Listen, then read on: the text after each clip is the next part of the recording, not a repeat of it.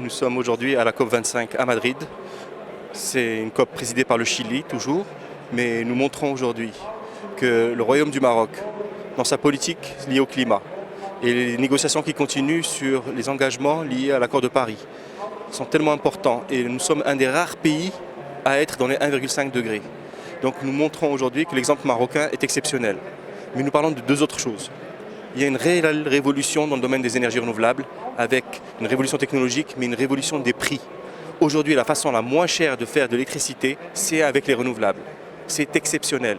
C'est pour ça que les négociations peuvent continuer, mais le plus important, c'est que le modèle économique a complètement changé. L'intermittence des énergies renouvelables, toujours mise parfois en index. Aujourd'hui, la discussion sur le Power to X est très importante. Le Power to X, c'est tout ce qui est lié à l'hydrogène pour stocker de l'énergie et qui permettrait de régler une bonne fois pour toutes l'intermittence des énergies renouvelables.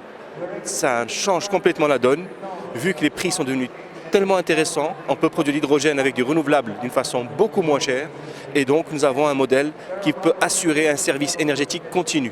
C'est ça la vraie révolution et c'est pour ça que les débats qui ont eu lieu aujourd'hui sur ce projet Power to X, mais aussi ne pas oublier toute la stratégie politique menée par notre pays dans les énergies renouvelables, dans l'efficacité énergétique. Et c'est pour cela aussi qu'il y a des financements, et nous avons beaucoup parlé de financements aussi, des financements dédiés qu'il faut encore plus renforcer, surtout pour les pays du Sud, surtout pour le continent africain. C'est le message que nous avons fait passer.